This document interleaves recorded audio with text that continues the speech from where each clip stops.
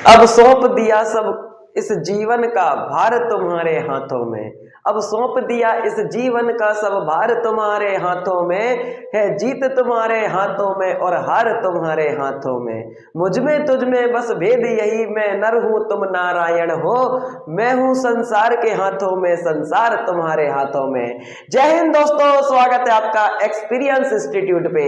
साथियों, जैसा कि आपको पता ही है, हम आपका वन शॉट रिवीजन में क्लास 12th की ज्योग्राफी कंप्लीट करा रहे हैं और इसी क्रम में हम आपके कई सारे चैप्टर कंप्लीट करा चुके हैं।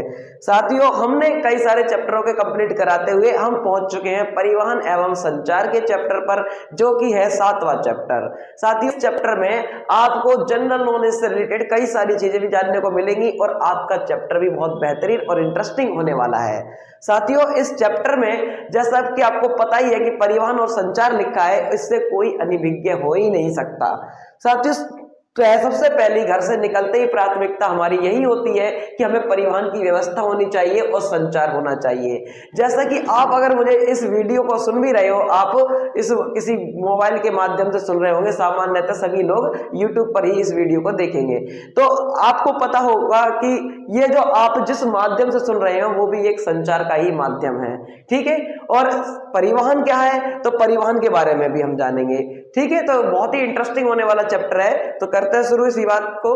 तो परिवहन और संचार इस चैप्टर में क्या है कि पहले परिवहन की बात करेंगे, उसके बाद बात करेंगे हम संचार के बारे में। तो परिवहन और संचार इस चैप्टर को एक साथ इसलिए रखा गया है क्योंकि आदि काल में जब संचार व्यवस्था शुरू की गई थी तो वो परिवहन से पूरी तरह से जुड़ी हुई थी। यानी जब संदेश लाने के लिए डाकिया का उपयोग होता था तब वो परिवहन का माध्यम उपयोग किया करता था। ऐसे ही कई सारे, जब और भी पुराने टाइम की बात की जाए, राजा महाराजाओं के काल में जब संदेश वाहक संदेश लेकर के जाया करता था एक राज्य से दूसरे राज्य में, तब भी वह परिवहन के तौर पे घोड़े का उपयोग करता था या किसी रथ का उपयोग करता था।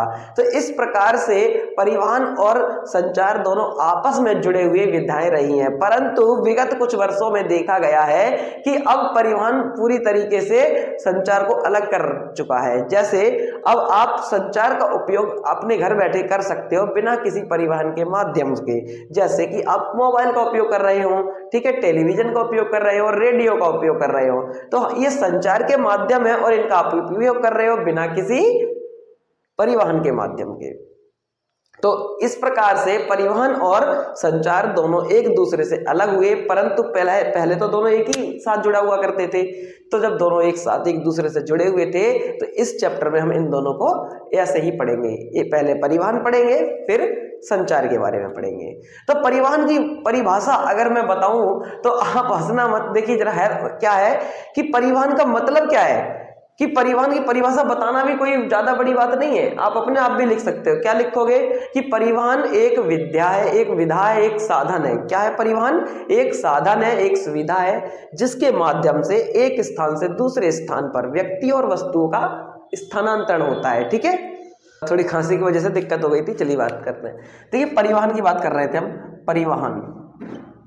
परिवहन की परिभाषा बताई जाए तो क्या बताई जा सकती है कि परिवहन एक प्रकार की सुविधा है जिसके माध्यम से एक स्थान से दूसरे स्थान पर व्यक्तियों को और वस्तुओं को स्थानांतरित किया जा सकता है भौतिक रूप से, तो वो क्या कहलाता है? परिवहन कहलाता है। ठीक है ना। अब परिवहन के कई सारे साधन हो सकते हैं, कई सारी विधाएं हैं। जैसे परिवहन की हम 4 विधाओं के बारे में जानते हैं। कितनी? 4 विधाएं। 4 विधाएं कौन कौन सी हैं? तो परिवहन की विधाएं लिख देता हूं कि विधाएं, यानी हम परिवहन को 4 भागों में बांट के पढ़ सकते हैं। तो पहला हम पढ़ सकते हैं सड़क परिवहन को, और दूसरा रेल परिवहन पढ़ते हैं हम, सॉरी स्थलीय कहेंगे बाद इसको, है ना, इसके अंदर आ जाएंगे ये। तो स्थलीय परिवहन होता है एक, दूसरा जल परिवहन होता है, और एक होता है आपका वायु परिवहन। वायु परिवहन। और स्थलीय परिवहन में भी इसके 3 भाग हैं। सामान्य तौर पर स्थलीय परिवहन में सड़क और रेल मार्गों को शामिल किया जाता है, और पाइपलाइन को भी हम इसी में पढ़ लेते हैं क्योंकि ये स्थल के नीचे ही बनाई जाती है।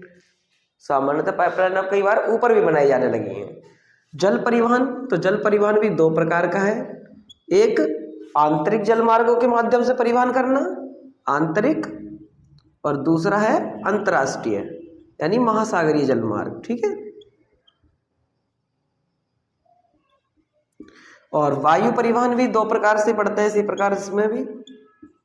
एक को हम कहते हैं राष्ट्रीय, जो कि पूरे देश में आंतरिक राष्ट्रों को यानी हमारे जो आंतरिक जिले हैं, आंतरिक जो राज्य हैं, उन सभी राज्यों को सुविधाएं प्रदान करते हैं, तो वो राष्ट्रीय वायु परिवहन। और अंतर्राष्ट्रीय कौन से होते हैं? जो विश्व के कई देशों के लिए सुविधाएं प्रदान कर सकते हैं। ठीक है, तो इस प्रकार से हम परिवहन की इस 3 प्रकार को पढ़ेंगे, और ये 3 प्रकारों में हम कौन कौन से भागों को जानेंगे? स्थलीय परिवहन, जल परिवहन और वायु परिवहन। चौथा है पाइपलाइन, जो कि हम सड़क स्थलीय परिवहन के अंदर ही पढ़ लेंगे। ठीक है, चलिए साथियों, अब हम पढ़ते हैं परिवहन जाल के बारे में। एक क्वेश्चन 1 नंबर के लिए आता है कि परिवहन जाल किसे कहते हैं। तो परिवहन जाल का क्वेश्चन जब पूछा जाए तो परिवहन जाल का आप लिख सकते हैं कि सड़क मार्गों, रेल मार्गों, जल मार्गों और वायु मार्गों के माध्यम से जो परिवहन का स्वरूप विकसित हो जाता है, हम उसे परिवहन जाल कहते हैं। यानी क्या क्या लिखोगे आप? तो सड़क मार्गों, रेल मार्गों, जल मार्गों और वायु मार्गों के माध्यम से परिवहन का जो स्वरूप विकसित हो जाता है, एक नेटवर्क बन जाता है, उसे हम क्या कहते हैं? परिवहन जाल कहते हैं। समझ में आ गया? तो परिवहन जाल फायदा क्यों पहुंचाता है किसी भी अर्थव्यवस्था को? क्योंकि जितना ज्यादा विकसित परिवहन जाल होगा तो उससे अर्थव्यवस्था का विकास तेजी से होता है। क्यों? क्योंकि इससे इंडस्ट्रियलाइजेशन तेजी से होगा, क्योंकि परिवहन की व्यवस्था अच्छी है। परिवहन के लाभ क्या है? देखिए जरा, इंडस्ट्रियलाइजेशन तेजी से क्यों होता है? मान लीजिए कि यहाँ पर उत्पादन हो रहा है, ठीक है ना, उत्पादन का केंद्र है, यानी कोई बहुत बड़ी इंडस्ट्री लगी हुई है। ठीक है, और दूसरा क्षेत्र है जिसका नाम है बाजार, यानी उपभोक्ता केंद्र, बाजार केंद्र कह सकते हैं। अब यहां तक सामान पहुंचाया किसके माध्यम से जाएगा? तो वो सड़कों के माध्यम से पहुंचाया जाएगा, है ना, रेल मार्गों के माध्यम से पहुंचाया जाएगा, अगर जरूरत पड़ी तो वो वायुयान के माध्यम से भी जाएगा। ठीक है ना, और अगर रास्ते में कोई नदी पड़ रही है, कोई ज्यादा दूर है और जल मार्ग पड़ रहा है, तो जल मार्ग का भी उपयोग किया जा सकता है। तो इस प्रकार से उत्पादन केंद्र से बाजार तक पहुंचने के लिए परिवहन का उपयोग किया जा सकता है, और किया ही जाता है, किया जा सकता है। ठीक है ना, तो परिवहन का उपयोग किया जाता है। तो इसके कारण से ये जो हमने वायुयान की व्यवस्था विकसित की है, सड़क मार्ग की है, रेल मार्ग की है, तो ये सभी व्यवस्थाएं एक बड़ा जाल क्रिएट कर देती हैं, जो क्या कहलाता है? एक परिवहन जाल कहलाता है। समझ में आ गया? आगे पढ़े। चलिए साथियों, आगे बढ़ने से पहले हम एक एक नंबर के कुछ क्वेश्चन पे चर्चा कर लेते हैं, जो कि आपके पेपर में पूछे भी जाएंगे और एमसीक्यू टाइप में आते भी हैं। जैसे कि क्या आएगा? सबसे पहला क्वेश्चन इस तरीके से पूछा जाएगा, विश्व का सबसे अधिक सड़क घनत्व किस महाद्वीप में पाया जाता है? तो विश्व का सबसे अधिक सड़कें कहां पर है? तो विश्व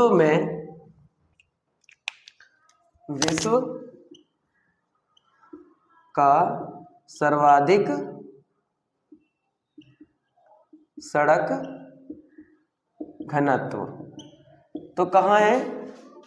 तो फिर सबसे ज्यादा जो सड़क घनत्व है, तो वो अगर महाद्वीप पूछा जाता है तो वो उत्तर अमेरिका लगाना। क्या लगाओगे? महाद्वीप पूछा जाए तो, महाद्वीप पूछा जाता है तो आपको लगाना होगा उत्तरी अमेरिका, उत्तरी अमेरिका। और वहीं अगर कोई देश पूछा जाए तो देश का नाम लिखना है आपको यूएसए, यानी संयुक्त राज्य अमेरिका। ठीक है, तो विश्व का सबसे ज्यादा सड़क घनत्व कहाँ है? तो यूएसए में है। और विश्व का दूसरा सबसे अधिक सड़क घनत्व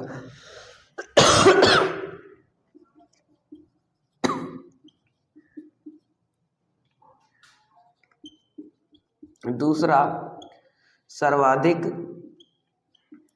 सड़क घनत्व वाला देश घनत्व वाला देश। तो साथियों अभी हाल ही के प्राप्त आंकड़ों के अनुसार भारत नंबर 2 पे पहुंच चुका है। कहां पहुंच चुका है? नंबर 2 पर पहुंच चुका है, चीन को पछाड़ते हुए। ठीक है, तो भारत में विश्व का दूसरा सबसे बड़ा सड़क नेटवर्क अब पाया जाता है, रोड नेटवर्क अब भारत में है। ठीक है, और इसी क्रम में हम रेलवे में भी आगे बढ़ रहे हैं। तो रेलवे का क्या पूछा जाएगा कि विश्व का सर्वाधिक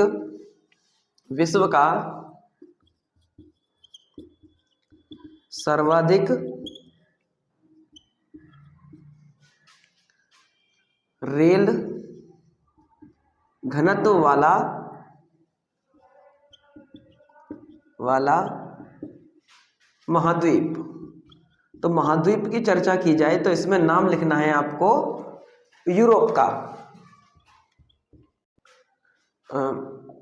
महाद्वीप। ठीक है, और कौन सा है? यूरोप है। ठीक है, तो विश्व का सर्वाधिक रेल घनत्व वाला महाद्वीप कौन सा है? यूरोप है। और सर्वाधिक रेल घनत्व वाला देश पूछा जाए, क्या पूछा जाए? देश।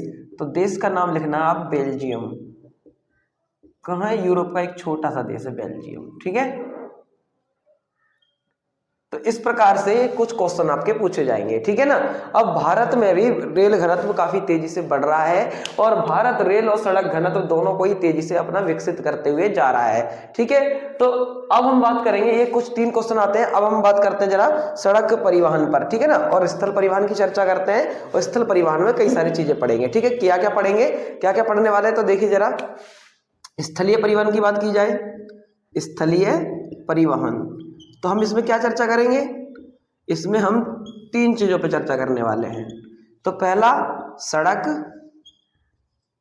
रेल और पाइपलाइन पर। ठीक है, पाइपलाइन।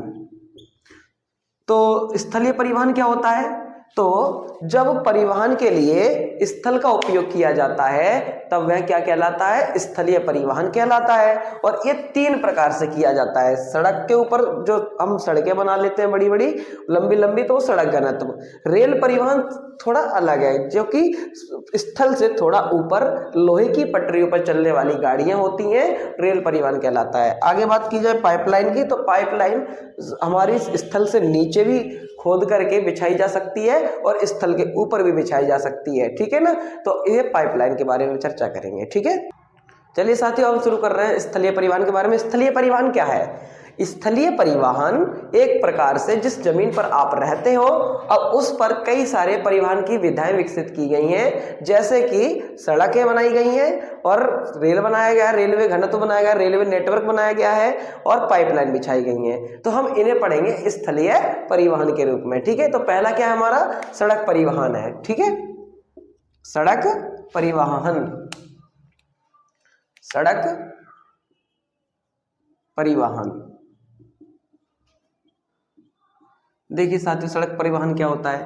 तो जब आवागमन के लिए किसी व्यक्ति के द्वारा सड़कों का उपयोग किया जाता है, यानी स्थलीय परिवहन में जो सड़कें बनाई गई हैं, कंक्रीट युक्त जो सड़कें होती हैं, तो उनका उपयोग किया जाता है, तब वह सड़क परिवहन कहलाता है। सड़क परिवहन की विशेषताएं क्या क्या हैं, तो उन पे भी चर्चा करते हैं। देखिए पहली विशेषता तो यही है कि सड़कों के माध्यम से एक घर दूसरे घर से आराम से जुड़ा होता है और एक घर बाजार तक आराम से जुड़ा होता है।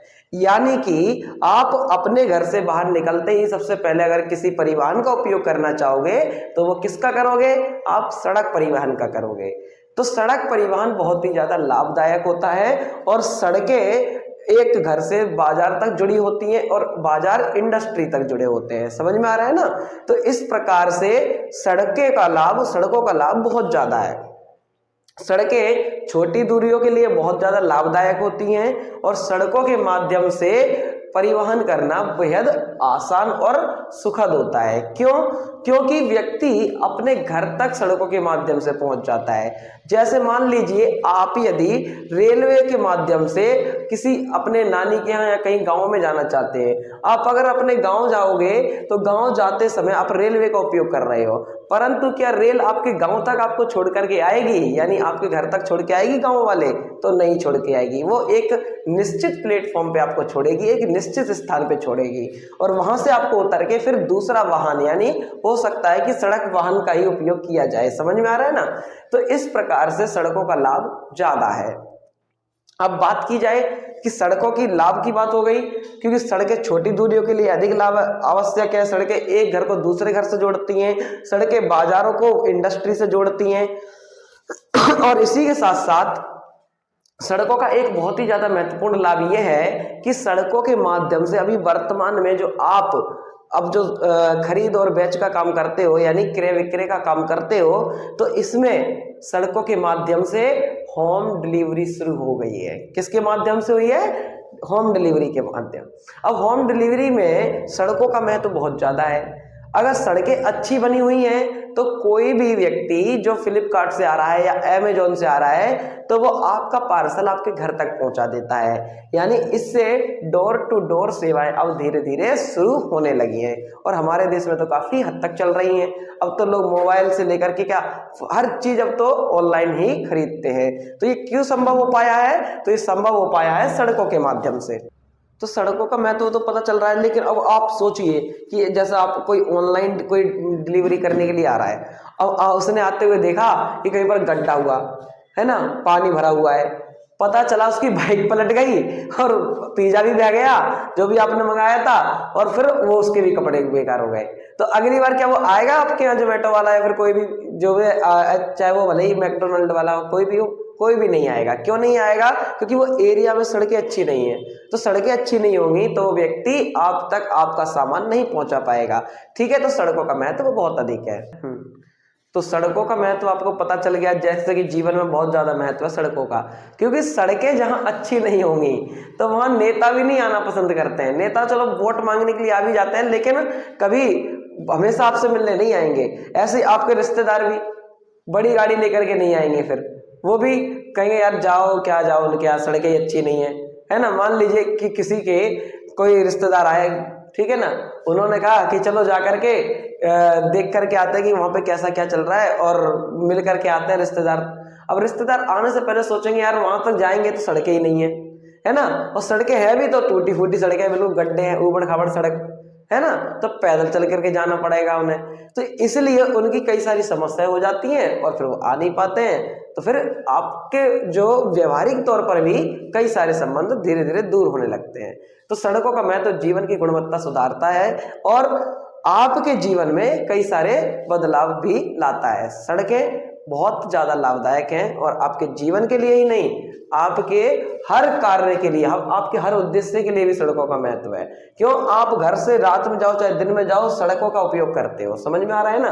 तो सड़कों का लाभ बहुत ज्यादा है, व्यापारिक दृष्टि से भी और आपके आर्थिक जीवन की दृष्टि से भी, और यहाँ तक कि आपके पूरी दिनचर्या की दृष्टि से। ठीक है, तो सड़कों का महत्व उम्मीद है कि आपको समझ में आ गया होगा।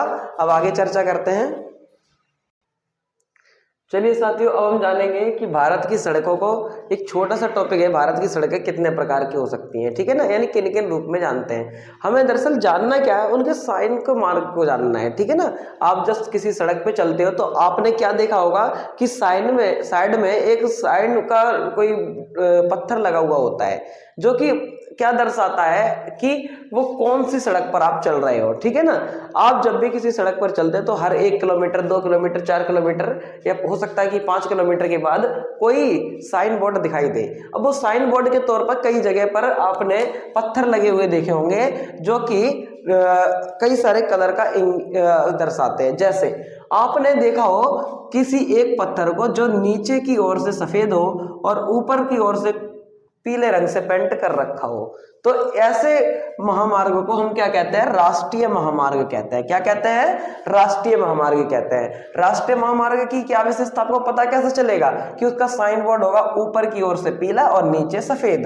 ठीक है, लगभग सभी सफेद होते हैं नीचे से, परंतु ऊपर का कलर चेंज होता है, वही आपको समझना है। राज्य महामार्गों को कैसा कलर दे रखा है? तो राज्य महामार्ग को ऊपर का कलर दे रखा है हरे रंग का, ठीक है ना, ग्रीन कलर का, और नीचे सफेद दे रखा रखा है। इसी प्रकार से जिला मार्ग में जब आप कभी भी एंट्री करते हो, जिला मार्ग पे चलते हो, तो ऊपर का कलर ब्लैक कलर का दे रखा होता है, काले रंग का, और नीचे सफेद रंग का दे रखा होता है। तो आपको समझ में आ जाना चाहिए कि आप जिला मार्ग पे चल रहे हो, राष्ट्रीय राजमार्ग पे चल रहे हो, या फिर स्टेट हाईवे पर चल रहे हो, ठीक है ना। इसी प्रकार से ग्रामीण सड़कों में जब आप कभी भी जाते हो ग्रामीण क्षेत्रों में, तो सड़क के किनारे एक साइन बोर्ड लगा होता है जिस पर क्या लिखा होता है, ऊपर केसरिया रंग यानी कि ऑरेंज कलर होता है और नीचे सफेद रंग होता है, और लिखा होता है कि 5 किलोमीटर दूर इतना, इस तरीके से कुछ चीज जो भी लिखा होता है। और ऐसे बात की जाए सीमावर्ती सड़कें, तो सीमावर्ती सड़कों पे रेड कलर होता है ऊपर की ओर और सफेद कलर नीचे की ओर होता है, ठीक है। तो इस प्रकार से ये साइन बोर्ड होते हैं हमारे भारत की, इन्हीं सड़कों को नाम रखे गए हैं इन्हीं साइन बोर्ड के आधार पर, ठीक है ना। अब ये साइन बोर्ड आपको क्या बता देंगे कि आप कौन सी सड़क मार्ग पर चल रहे हैं, ठीक है। चलिए साथियों, अब एक बहुत ही इंटरेस्टिंग जो क्वेश्चन है वो आपके पेपर में आता है, जैसे कि ये पूछ लिया जाएगा कि कौन सा महामार्ग किस क्षेत्र को जो आपस में जोड़ता है, यानी कि ये एक एक नंबर में पूछा जाता है आपके पेपर में। कब पूछा जाएगा? एमसीक्यू टाइप के क्वेश्चन में पूछ लेगा कि पार कनाडियन महामार्ग किन दो क्षेत्रों को आपस में जोड़ता है। आपके मैप में भी आता है, तो इसको थोड़ा ध्यान से पढ़िएगा। तो हम पढ़ के आ रहे हैं, टॉपिक का नाम है आपका कि विश्व में महाद्वीपों का, विश्व में महामार्गों का वर्गीकरण। अब महामार्गों का वर्गीकरण क्यों पढ़ रहे हैं? क्योंकि पूरे विश्व में ये जो महामार्ग फैले हुए हैं ये असमान रूप से फैले हुए हैं, यानी कि महामार्गों को जो बनाया गया है वो विश्व में समान रूप से नहीं पाए जाते हैं।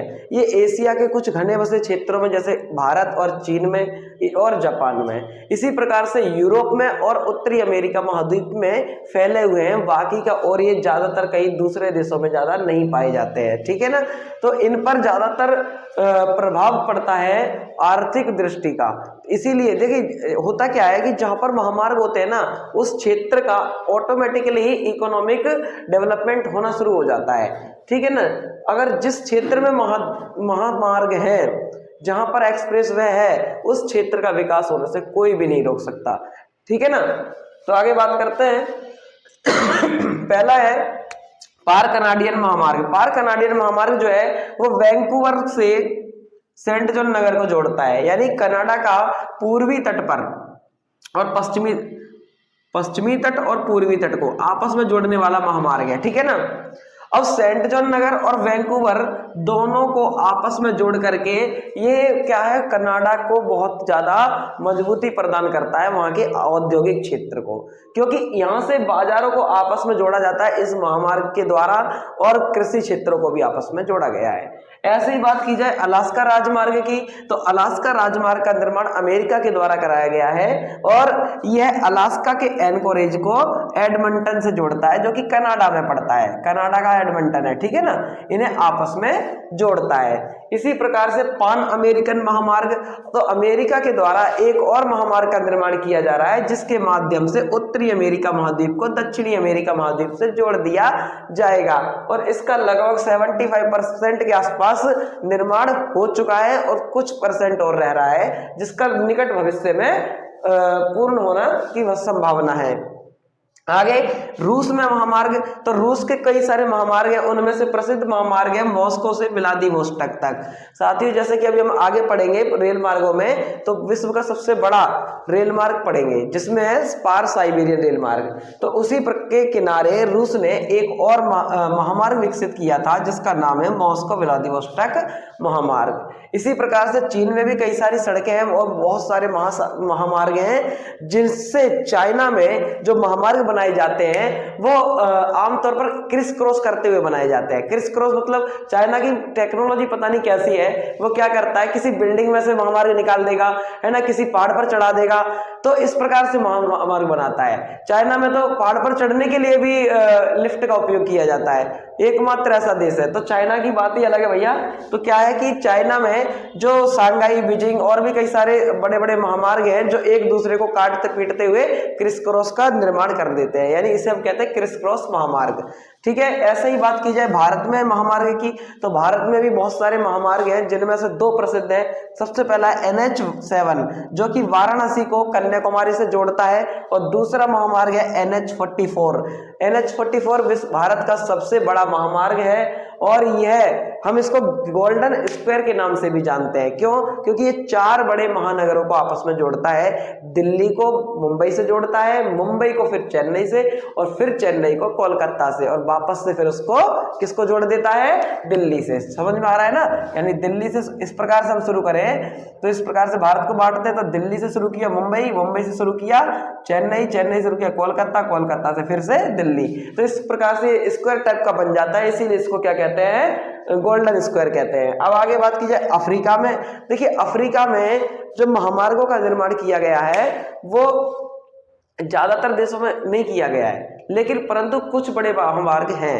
जैसे एक महामार्ग का नाम है अल्जीयर्स से जोड़कर, अल्जीयर्स यानी अल्जीरिया की राजधानी है अल्जीयर्स, और अल्जीयर्स से निकल करके ये गुयाना के कोनकरी तक जाता है, और यह अफ्रीका को बड़ी मात्रा में औद्योगिक क्षेत्र को विकसित करने में मदद करता है। इसी प्रकार से एक और महामार्ग है जो कि काहिरा, मिस्र की राजधानी है, काहिरा को केप टाउन से जोड़ता है, जो कि अफ्रीका का सबसे बड़ा महामार्ग कहलाता है। ठीक है ना? आगे चर्चा करते हैं हम।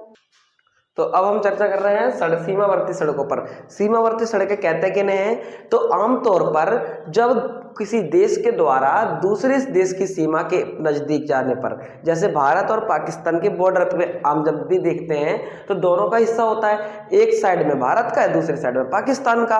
तो जब भारत क्या करता है, अपने सीमा के निकट में जो सीमावर्ती क्षेत्र हैं उनको बेहतर तरीके से डेवलप करने के लिए और वहां तक अपनी सुरक्षा की दृष्टि से कई सारी सड़कों का निर्माण कराता है, जिसे हम सीमावर्ती सड़कें कहते हैं। यानी कि परिभाषा क्या लिख सकते हैं कि सीमा के निकट बनाई जाने वाली सड़कें सीमावर्ती सड़कें कहलाती हैं। अब सीमावर्ती सड़कों को बनाने का कार्य किसका है? तो साथियों जो सीमावर्ती सड़कें बनाई जाती हैं वो BRO के द्वारा बनाई जाती हैं। BRO मतलब जिसका नाम है बॉर्डर रोड ऑर्गेनाइजेशन। यानी कि बॉर्डर रोड ऑर्गेनाइजेशन क्या करता है? हमारे देश की सीमावर्ती सड़कों का निर्माण करता है, उनका रखरखाव करता है।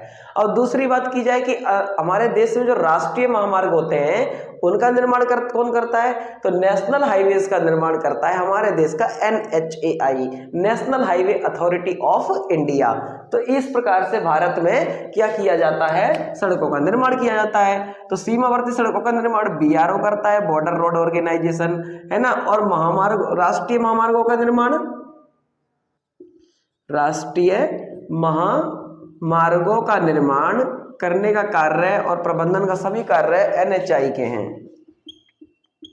National highway authority of India और बॉर्डर रोड ऑर्गेनाइजेशन। ठीक है, तो आगे पढ़ते हैं अब हम जरा रेल मार्ग में। रेल मार्ग क्या है?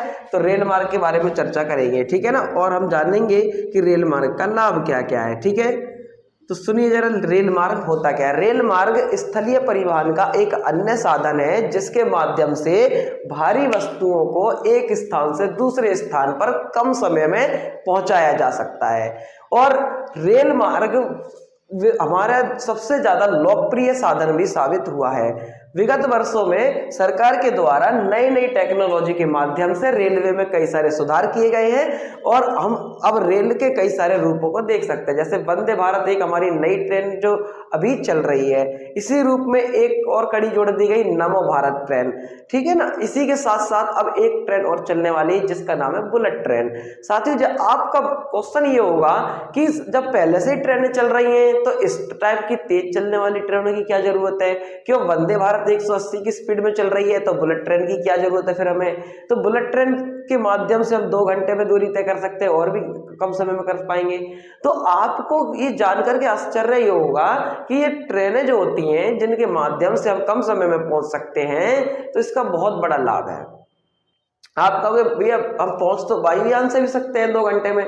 चलिए अब आपको एक बात बताते हैं। अभी सर्दियों के दिनों में जो फॉग के कारण कई सारी फ्लाइट्स लैंड नहीं हो पा रही थी। जब फ्लाइट्स लैंड नहीं हो पा रही थी तो समस्या ये आ रही थी कि अब लैंड कराएं तो कहां पर कराएं, क्योंकि फॉग जमा हुआ था। अब फॉग के कारण, कोहरे के कारण जब फ्लाइट लैंड नहीं कर पा रही थी तो ये अब समस्या थी व्यक्तियों की जान पर, जो यात्री सेवा कर रहे थे और जो यात्री सफर कर रहे थे। अब जो यात्री उस परिवहन में यानी वायु परिवहन में जो एरोप्लेन में बैठ करके सफर करके आए थे कहीं से, अब वो लैंड नहीं कर पाए तो उनकी जान की कितनी बड़ी कीमत चुकानी पड़ सकती है।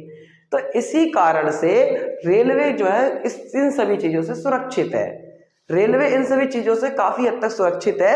हालांकि कुछ घटनाएं घटती है, सरकार उसका भी प्रावधान कर रही है, ठीक है ना।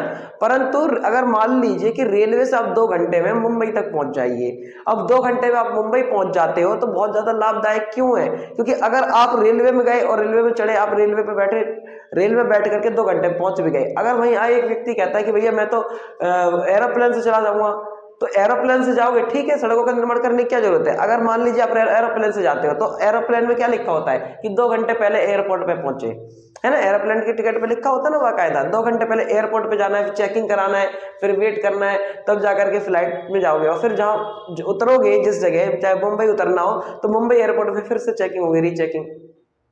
तो इसके कारण से आपको क्या है, और ज्यादा घंटे बर्बाद होते हैं। यानी लगभग 2 घंटे का सफर जो आप बता रहे हो वो लगभग 4 घंटे लग जाते हैं। और रेलवे में फिर 2 घंटे में आने जाने का सफर, और मुश्किल से जाकर के अगर एक दिल्ली से निकले आप मुंबई पहुंच गए तो लगा टाइम कितना, 2 घंटे का। रेलवे प्लेटफॉर्म से बाहर निकलने में मुश्किल से 10 मिनट, मुश्किल से 5 मिनट, ठीक है ना, 5-10 मिनट, इससे ज्यादा टाइम नहीं लगता है, ठीक है ना। तो इस प्रकार से आप ज्यादा से ज्यादा 3 घंटे में पूरा सफर कर लोगे दिल्ली से मुंबई तक का। लेकिन एरोप्लेन 4 घंटे लगा रहा है, तो बचा ना 1 घंटा। और एरोप्लेन की अपनी खुद की कुछ सीमाएं हैं, वो ज्यादा वजन नहीं लेकर के जा सकता है, रेलवे वजन लेके जा सकती है। समझ में आ रहा है ना, रेलवे का टिकट सस्ता है और एरोप्लेन का महंगा है। तो इस प्रकार से रेलवे का बहुत ज्यादा महत्व है जीवन में, और इसीलिए लोकप्रिय हुआ है ये साधन, ठीक है ना। रेलवे की लोकप्रियता के पीछे बहुत सारे कारण है, एक नहीं, कि यह भारी वस्तुओं को ले जा सकता है, कम समय में लंबी दूरियां तय कर सकता है ना। और इसी के साथ साथ ये कई सारे हजारों यात्रियों को एक साथ ले जाया जा सकता है इसके माध्यम से, ठीक है ना। तो इसीलिए सरकार रेलवे पर ज्यादा ध्यान देती है, ठीक है। और रेलवे में सुधार करना भी बहुत जरूरी है, ठीक है। अब जैसे दिल्ली जैसे मेट्रोपॉलिटन वो शहर ले लिए जाए, मुंबई जैसे ले लिए जाए, तो इन शहरों में मेट्रो के माध्यम से बड़ी मात्रा में लोग क्या करते हैं, आवागमन करते हैं। यानी अपने घर से निकलते हैं, रोजगार के लिए मेट्रो से जाते हैं और आते भी वापस मेट्रो से ही हैं। आपको सुनकर के आश्चर्य ये होगा, लगभग मेट्रो में एक दिन का जो देखा जाए, हाल ही के आंकड़ों के अनुसार पता चला है कि मेट्रो से लगभग 75 लाख लोग सफर कर चुके हैं एक दिन में। तो इतना बड़ा आंकड़ा जो पार कर गया, जो शायद बहुत पहली बार का ही है इतना बड़ा। तो रेलवे का उपयोग बहुत ज्यादा होता है और लाभदायक भी होता है, ठीक है, सुरक्षित भी होता है। तो इसीलिए सड़कों का महत्व और रेलवे का महत्व दोनों का बहुत अधिक है, ठीक है। अब आगे बात करेंगे रेल मार्गों के बारे में। चलिए साथियों, अब हम जानेंगे रेल घनत्व के बारे में, रेल के बारे में, ठीक है। रेलवे में रेल मार्गों का वितरण। देखिए साथियों, विश्व में अगर रेल मार्गों का वितरण किया जाए तो सबसे ज्यादा रेल घनत्व देखने को मिलेगा आपको यूरोप में। परंतु रेल मार्गों की सबसे ज्यादा लंबाई कहाँ देखने को मिलती है, उत्तरी अमेरिका में मिलती है। और रसिया जैसे देश में, जो लंबे दूरियों तक फैले हुए देश हैं, ठीक है, जिनका क्षेत्रफल ही पता नहीं कितना बड़ा है, जिसका भारत जैसे 7-8 देश बन जाए, तो इतने बड़े देश में रेल मार्गों का बहुत ज्यादा महत्व होता है, ठीक है ना। क्यों, ये लंबी दूरियां तय करते हैं, कम समय में करते हैं, इसीलिए रेल मार्गों का महत्व ज्यादा है, ठीक है। अब हम बात करें कि भारत में रेल मार्गों की, तो भारत में रेल मार्गों का घनत्व निरंतर बढ़ता जा रहा है। और यूरोप जो कि अब तक क्या था कि वो अभी तक अपने साथ एक टैग ले हुए है कि यूरोप में सबसे ज्यादा रेल मार्गों का उपयोग होता है, यानी रेल घनत्व सबसे ज्यादा वहां है, ठीक है। और एक दिन हम भी इसका आंकड़ा तोड़ने के कगार पर पहुंचेंगे। अब फिलहाल हम बात करेंगे विश्व के प्रमुख रेल मार्गों की, ठीक है ना। तो विश्व के प्रमुख रेल मार्गों की चर्चा करते हैं, ठीक है। हाँ, विश्व के रेल मार्ग,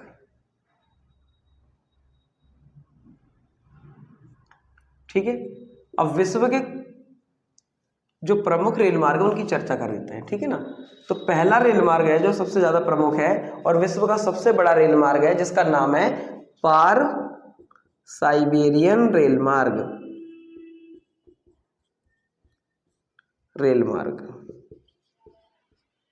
ठीक है। ये पेपर में पूछा भी जाता है कि पार साइबेरियन रेल मार्ग किन शहरों को आपस में जोड़ता है, ठीक है। और पार साइबेरियन रेल मार्ग का महत्व पूछ लेगा, या पूछ लेगा पार साइबेरियन रेल मार्ग का वर्णन करें। ठीक है, इसके बाद नंबर 2 पे है आपका पार कनाडियन रेल मार्ग, कनाडियन रेल मार्ग।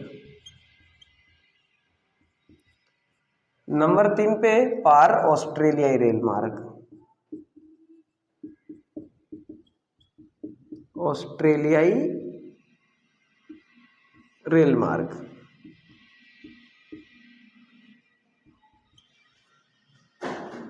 एक और रेल मार्ग है ओरिएंट,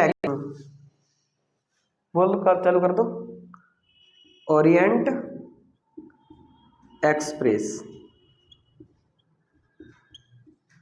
ठीक है, तो ओरिएंट एक्सप्रेस की बात की जाए और इन सभी 4 रेल मार्गों के पर हम चर्चा करने वाले हैं। ठीक है, देखिए जरा, पार साइबेरियन रेल मार्ग विश्व का सबसे बड़ा रेल मार्ग है जो कि रूस में है। कहां पर है? रूस में है। अब पार साइबेरियन रेल मार्ग की विशेषता क्या है कि यह रेल मार्ग सेंट पीटर्सबर्ग को, किसे?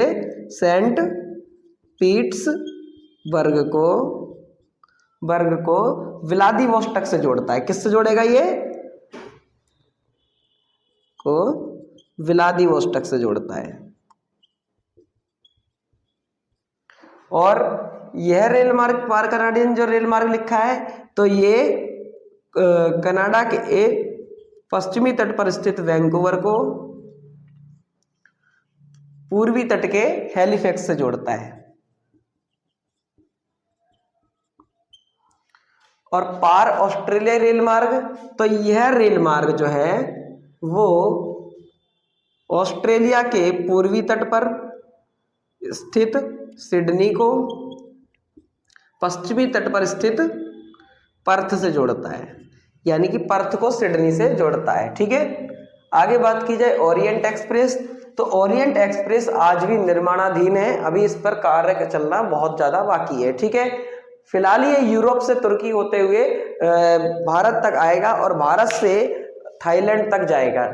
इस प्रकार से इस मार्ग का निर्माण हो जाएगा, तब ये क्या कहलाएगा? ये विश्व का सबसे बड़ा रेल मार्ग कहलाएगा। परंतु अभी इसका कार्य निर्माणाधीन है, क्योंकि चूंकि आपको पता ही है कि पाकिस्तान से अगर निकल करके आएगा भारत जाएगा, फिर भारत से बांग्लादेश, बांग्लादेश से म्यांमार, म्यांमार से फिर जाकर के थाईलैंड में जाएगा। तो परंतु इसकी इतना, जितनी बड़ी हमने ये बात सोची है कि ये बन जाएगा, तो इतना आसान भी नहीं है, क्योंकि पाकिस्तान जैसे देश जो कभी इसके लिए तैयार नहीं होंगे कि भारत तक हमारी यहाँ से ट्रेन निकले। ठीक है ना, तो इसके लिए बहुत सारी अभी सिर्फ संभावनाएं हैं, अगर हो जाता है संभव तो इसके बारे में भी ज्यादा चर्चा की जाएगी। फिलहाल इस पे हम चर्चा इतनी ज्यादा नहीं करेंगे। हम चर्चा किस पे करेंगे? फिलहाल पार साइबेरियन रेल मार्ग पे, पार कनाडियन पे और पार ऑस्ट्रेलिया रेल मार्ग पर, और ये 3 में से कोई एक आपके पेपर में पूछा भी जाएगा। ठीक है, तो अभी आगे पढ़ते हैं। चलिए, तो अब हम पढ़ते हैं पार साइबेरियन रेल मार्ग के बारे में। पार साइबेरियन रेल मार्ग, तो साथियों आप इसकी कई सारी विशेषताएं बता सकते हैं, जैसे कि यह रेल मार्ग विश्व का सबसे बड़ा रेल मार्ग है जो कि दोहरे पथ से युक्त है।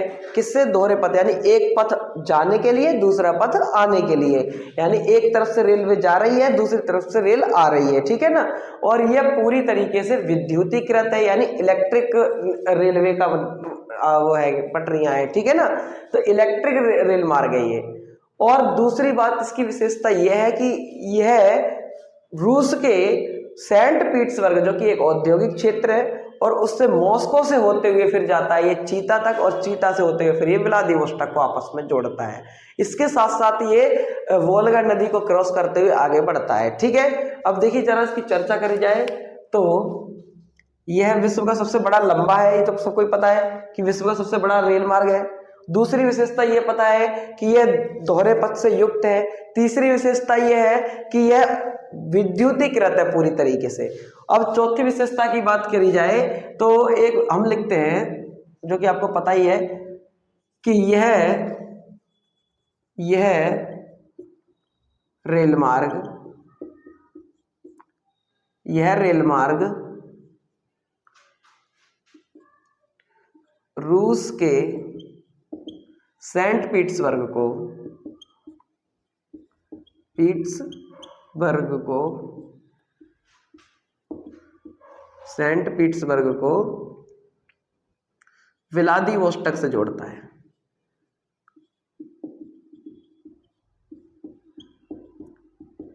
है। और इससे क्या है कि एशिया के देश यूरोप से जुड़ जाते हैं, ठीक है ना। तो एशिया के कौन सा, चाइना, जो कि इससे जुड़ा हुआ है और इससे उसे यूरोप तक पहुंचने में मदद मिलती है और इस प्रकार से एशिया के देश यूरोप से जुड़ जाते हैं इस रेल मार्ग के माध्यम से। इसकी एक विशेषता ये हो गई। दूसरी एक और विशेषता क्या हो सकती है कि यह मॉस्को से होते हुए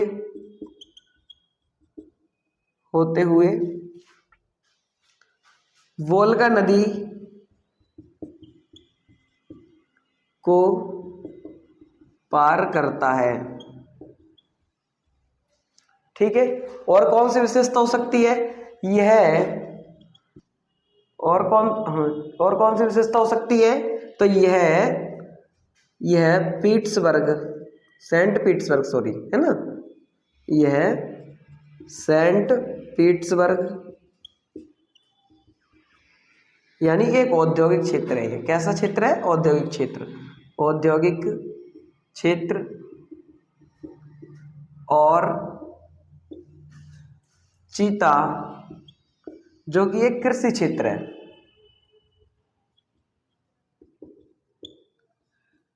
से गुजरता है, ठीक है। तो इस प्रकार से सारी इसकी विशेषता हो गई हैं और यही पूछा जा सकता है, ठीक है ना। अब आगे बात करेंगे हम कनाडा रेल मार्ग के बारे में, ठीक है, पार कनाडियन। तो चलिए साथियों अब हम पढ़ते हैं पार कनाडियन रेल मार्ग के बारे में। पार कनाडियन रेल मार्ग जो कि विश्व का लगभग दूसरा सबसे बड़ा रेल मार्ग हो सकता है, ठीक है ना। देखिए जरा क्या है कि पार कनाडियन रेल मार्ग की विशेषता पहली क्या है कि यह कनाडा के वैंकूवर को पूर्वी तट पर स्थित हैलिफैक्स से जोड़ता है।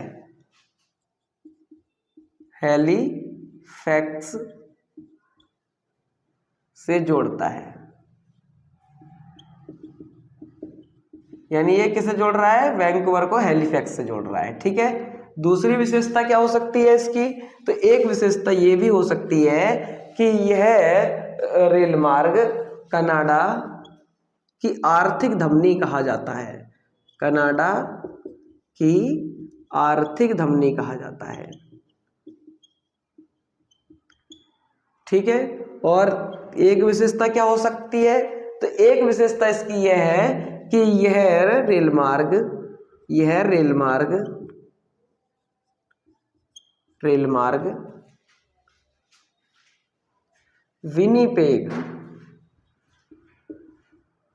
विनीपेग यानी ये क्या है, एक और कृषि क्षेत्र से गुजरता है तथा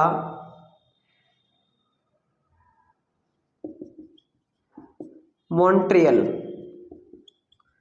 एक औद्योगिक क्षेत्र है, ये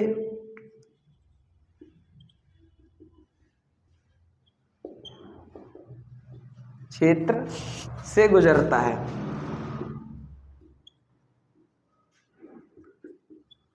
तो यही पूछा जाता है पेपर में इसकी विशेषताओं के तौर पर, ठीक है ना। अब इससे क्या है कि कनाडा को इससे बड़े ज्यादा लाभ हुआ है और इसकी आर्थिक विकास में एक तेज गति मिली है, ठीक है। अब आगे हम बात करते हैं पार ऑस्ट्रेलियाई रेल मार्ग, पार ऑस्ट्रेलियाई रेल मार्ग।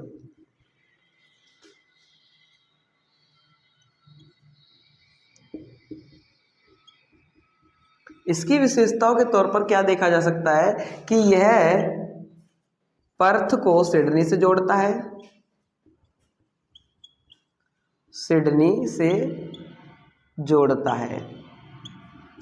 ठीक है। और इसी प्रकार यह इसके क्षेत्र में पड़ने वाले कई और क्षेत्रों को भी जोड़ता है, जैसे कि कलगुर्ली को जोड़ता है और भी कई सारे क्षेत्रों को आपस में जोड़ता है। तो इस रेल मार्ग के बारे में सिर्फ यही पूछा जाएगा कि पूर्वी तट पर स्थित और पश्चिमी तट पर स्थित। पूर्वी तट पर क्या है, सिडनी है, और पश्चिमी तट पर पर्थ है, ठीक है ना, इनके बारे में पूछा जाएगा, ठीक है। और क्या पूछा जा सकता है, तो एक विशेषता ये लिख सकते हो, इसे ऑस्ट्रेलिया की आर्थिक धमनी कहा जाता है, इससे ऑस्ट्रेलिया को अधिक लाभ मिला है, ठीक है। तो इस प्रकार से आपको ये समझ में आ रहा होगा। अब पार ऑस्ट्रेलियाई, पार कनाडियन और पार साइबेरियन रेल मार्ग हो चुका है, ठीक है ना। अब हम आगे बात करेंगे ओरिएंट एक्सप्रेस की, ठीक है ना, थोड़ी सी। तो ओरिएंट एक्सप्रेस जो कि अभी बना नहीं है, संभव नहीं है, क्यों? क्योंकि ये यूरोप से लेकर के अभी फ्रांस, लंदन फ्रांस है ना, और फ्रांस से लेकर के फिर तुर्की तक, इटली तक पहुंच चुका है, परंतु अभी इसे आगे बढ़ाना संभव इसलिए नहीं हो पा रहा है क्योंकि दूसरे देशों की रजामंदी होनी भी बहुत जरूरी है, जैसे पाकिस्तान की, भारत की, बांग्लादेश की, और भी कई देशों की अगर रजामंदी मिल जाती है तो हो सकता है कि ओरिएंट एक्सप्रेस पास हो जाए और ये बन जाए। और अगर ये बन जाएगा तो विश्व का सबसे बड़ा क्या होगा, फिर ये रेल मार्ग होगा विश्व का सबसे बड़ा, ठीक है ना। फिलहाल सबसे बड़ा पार साइबेरियन रेल मार्ग है, ठीक है। चलिए, रेल मार्ग यहाँ पर कंप्लीट होते हैं, आगे हम थोड़ी सी और चर्चा करते हैं। चलिए साथियों, अब हम पढ़ रहे हैं जलमार्ग के बारे में। जलमार्ग में क्या है कि आपने कई सारी चीजें पढ़ ली है। क्या क्या पढ़ लिया है? परिवहन का आपने पहला साधन पढ़ा था सड़क परिवहन, सड़क परिवहन पढ़ लिया, रेल परिवहन पढ़ लिया, और अब हम पढ़ेंगे जल परिवहन के बारे में। साथियों, आप अभी कहोगे कि भैया पाइपलाइन क्यों नहीं पढ़ाया? पाइपलाइन पढ़ाने के लिए देखिए, होता क्या है कि पाइपलाइन के बारे में ना हम थोड़ा लास्ट में पढ़े तो ज्यादा बेटर रहेगा, है ना। और लास्ट में पढ़ते समय हम जानेंगे कि कुछ भारत की एक बड़ी पाइपलाइन एचवीजी पाइपलाइन है ना, और इसी के साथ साथ बिग इंच पाइपलाइन अमेरिका के बारे में थोड़ा सा जान लेते हैं, ठीक है ना। तो अभी जान ले या फिर बाद में, तो ज्यादा बेटर रहेगा कि हम बाद में जाने, ठीक है ना। तो जल परिवहन की बात करते हैं, सुनिए जरा जल परिवहन क्या है। तो जल परिवहन की अपनी खुद की कई सारी विशेषताएं हैं, जिसके कारण से जल परिवहन बहुत ज्यादा फेमस यानी कि प्रसिद्ध हुआ है, यानी लाभदायक हुआ है। सुनिए जरा कैसे। देखिए, जल परिवहन जब जल के माध्यम से एक स्थान से दूसरे स्थान पर आवागमन किया जाता है, तब वह जल परिवहन कहलाता है, ठीक है। अब जल परिवहन का उपयोग हम नदियों के रूप में कर सकते हैं, समुद्र के रूप में कर सकते हैं, इसी के साथ साथ हम इसका उपयोग नहरों के रूप में भी करते हैं, ठीक है ना। तो जल परिवहन की अपनी कई सारी विशेषताएं हैं। पहली विशेषता तो यह है कि जल परिवहन में हमें सड़कों का निर्माण नहीं करना पड़ता है, यानी किसी प्रकार का मार्ग नहीं बनाना है। समझ में आ रहा है ना? यानी कि हमें जल परिवहन में क्या नहीं बनाना है, मार्ग नहीं बनाना है। और सड़कों में सड़क बनाना पड़ता है, रेल में रेल मार्ग बनाना पड़ता है, लेकिन जल परिवहन में हमें कोई मार्ग का निर्माण नहीं करना पड़ता है। और जब हम जल परिवहन के माध्यम से हम आवागमन करते हैं, तो जो शिप से हम कर रहे हैं, तो वो शिप को भी ज्यादा बल नहीं लगाना पड़ता आगे बढ़ने के लिए, क्योंकि घर्षण बल कम लगता है, जिससे फ्यूल भी कम लगता है आने जाने में। और यदि जिस दिशा में जा रहे हैं और उसी दिशा की पवनें चल रही हैं उसी दिशा में, तो क्या है, हमारा और तेजी से स्पीड बढ़ जाती है और फ्यूल और भी ज्यादा कम लगता है। समझ में आ रहा है ना? तो इसके कारण क्या होता है, जल परिवहन का बहुत ज्यादा लाभ है, क्योंकि ये सस्ता पड़ता है, ठीक है ना। तो सबसे सस्ता साधन है जल परिवहन, और सस्ता साधन होने के कारण ये भारी वस्तुओं को भी और ज्यादा एक स्थान से दूसरे स्थान पर ले जाया जा सकता है। बस इसमें एक खामी यह है कि इसमें बहुत ज्यादा समय लग जाता है, और कुछ भी नहीं है, ठीक है। जल परिवहन लंबी दूरियों के लिए बहुत ज्यादा लाभदायक है, और इससे हम एक स्थान से दूसरे स्थान पर भारी से भारी वस्तुओं को ले जाया जा सकता है, ठीक है। जो भारी वस्तुएं वायुयान नहीं ले जाया जा सकता वायुयान के द्वारा, तो उन्हें हम जल परिवहन के द्वारा ले जा सकते हैं, ठीक है। और इसमें बड़े बड़े शिप का उपयोग किया जाता है, जैसे तेल मंगाने के लिए तेल कंटेनर का उपयोग किया जा सकता है ना, और भी कई सारी चीजों का उपयोग किया जाता है। तो जल परिवहन बहुत ही ज्यादा लाभदायक है, सस्ता साधन है, इसीलिए ये बहुत ज्यादा लोकप्रिय है, ठीक है। और इसकी कई सारी कुछ अपनी सीमाएं भी हैं, जैसे ये केवल तटवर्ती क्षेत्रों तक ही सीमा प्रदान कर सकता है। जैसे इसके लिए हमें बंदरगाहों का निर्माण करना होगा, निश्चित क्षेत्र पर गोदियां बनानी होंगी, ठीक है ना, यानी पतन बनाने होंगे।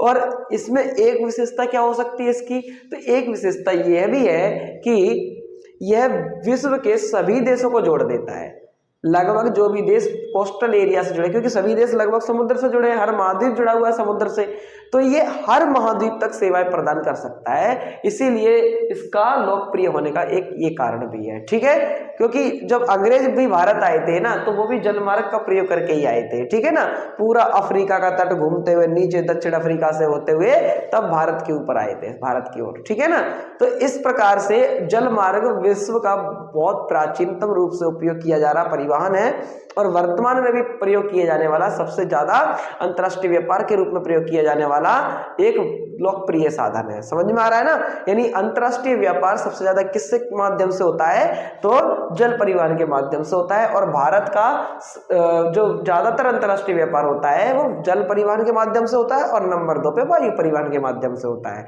ठीक है, तो इस प्रकार उम्मीद करते हैं आपको समझ में आ रहा होगा। अब हम बात करते हैं जल परिवहन के और भी ज्यादा जो विधाएं हैं और उसके बारे में। ठीक है ना, चलिए साथियों, अब हम पढ़ रहे हैं जल परिवहन के बारे में, जल परिवहन के प्रकार के बारे में। देखिए जरा, जल परिवहन के प्रकार, जल परिवहन के प्रकारों को हम 3 भागों में बांट करके पढ़ सकते हैं। कितने भागों में बांट के पढ़ सकते हैं, तो 3 भागों में। पहला समुद्री में है ना, दूसरा नदी जलमार्ग में, और तीसरा नहरों में। यानी कि जलमार्ग के माध्यम से हम जब परिवहन करते हैं तो जलमार्ग को हम कितने भागों में बांटेंगे, महासागरीय या समुद्री मार्ग कह सकते हैं, और दूसरा नदी जलमार्ग, और तीसरा नहरों के रूप में। इसके अलावा और कोई जलमार्ग का उपयोग कर नहीं सकते, क्योंकि यही तो होते हैं हमारे 3 जलमार्ग के रूप में। ठीक है, तो पहले है समुद्री मार्गों के रूप में। समुद्री मार्ग के रूप में उत्तरी अटलांटिक समुद्री मार्ग है। ठीक है ना, उत्तरी अटलांटिक समुद्री मार्ग की विशेषताएं क्या क्या हैं, तो इसकी कुछ विशेषताएं ये है कि यह समुद्री मार्ग यूएसए का जो औद्योगिक प्रदेश है, ठीक है ना, औद्योगिक प्रदेश कई सारे हैं अमेरिका में, ठीक है ना, तो यूएसए और यूरोप को जोड़ता है। किसे जोड़ता है, यूएसए और यूरोप को जोड़ता है, और इसी इसको एक नाम से और जाना जाता है जिसका नाम है वृहद ट्रंक मार्ग, ट्रंक मार्ग के नाम से भी जाना जाता है इसको। ठीक है ना, और इस मार्ग से होता क्या है, विश्व का 1/4 भाग का व्यापार होता है ना, यानी 1/4 व्यापार होता है विश्व का। ठीक है, विश्व का 1/4 व्यापार होता है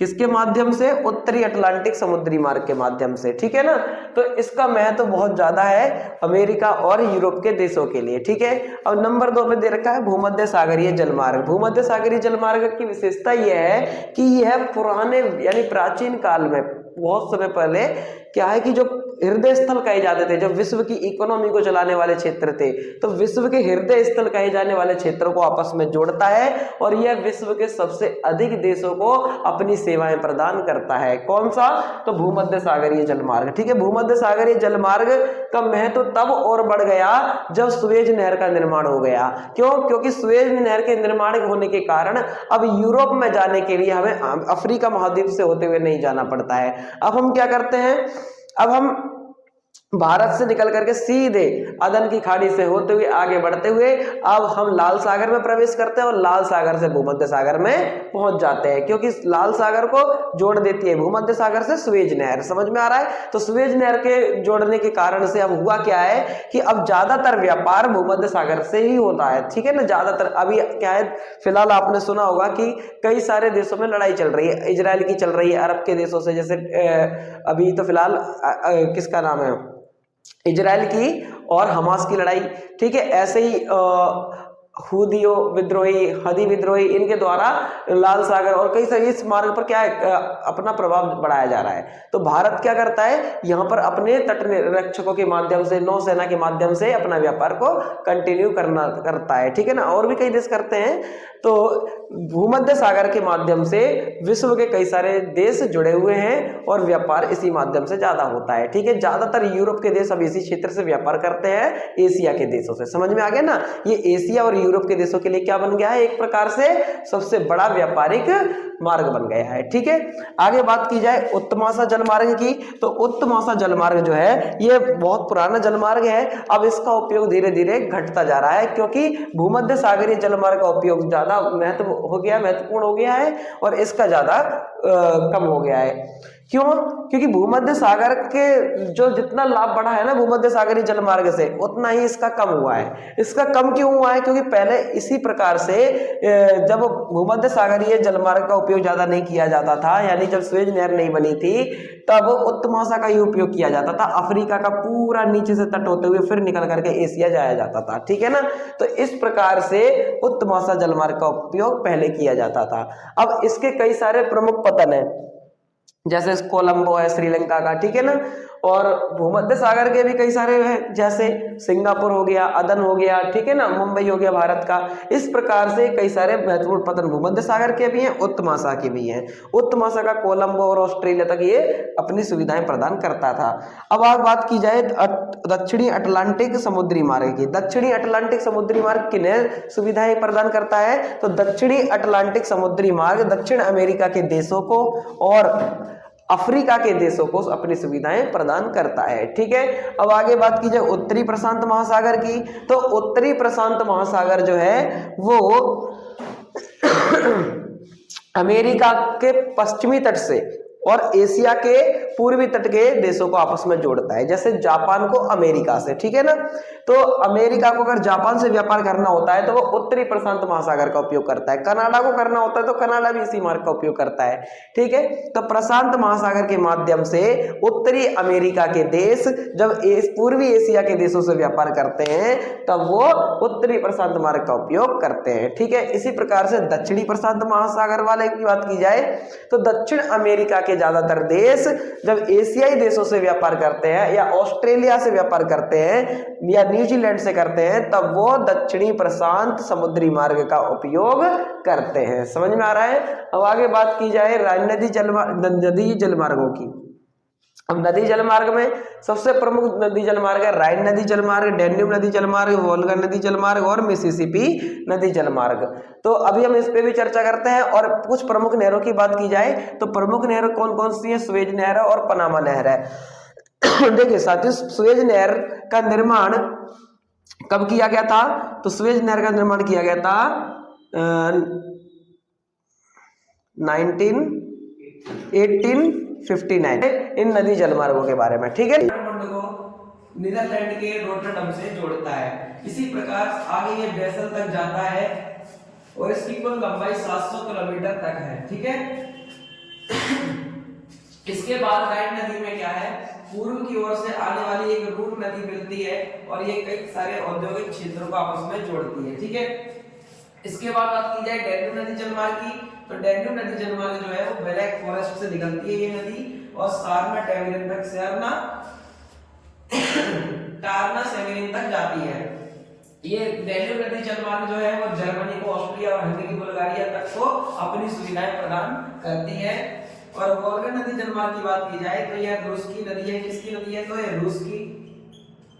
और रूस में जो उसकी राजधानी है मॉस्को, और मॉस्को में साथियों एक नहर बहती है और वो नहर आकर के मिलती है वोल्गा नदी से। और वोल्गा नदी से मिलने के बाद फिर ये वोल्गा नदी जलमार्ग जो है आगे बढ़ते हुए दो भागों में टूट जाता है। तो दो शाखाओं में टूट करके फिर एक शाखा कैस्पियन सागर में जाके मिल जाती है और दूसरी शाखा जाकर के मिलती है काला सागर में। इस प्रकार से वोल्गा नदी 11,200 किलोमीटर की दूरी तय करती है रसिया में और ये इस प्रकार से रसिया का सबसे बड़ा जलमार्ग के रूप में प्रस्तुत होता है, यानी इसे रसिया का हम सबसे बड़ा नदी जलमार्ग कह सकते हैं। अब आगे बात की जाए मॉस्को की, तो मॉस्को इस नदी जलमार्ग से कई सारे औद्योगिक क्षेत्र से जुड़ जाता है, ठीक है। अब मिसिसिपी नदी जलमार्ग की बात करते हैं तो मिसिसिपी नदी जलमार्ग संयुक्त राज्य अमेरिका के कई सारे आंतरिक प्रदेशों को मैक्सिको की खाड़ी से जोड़ता है।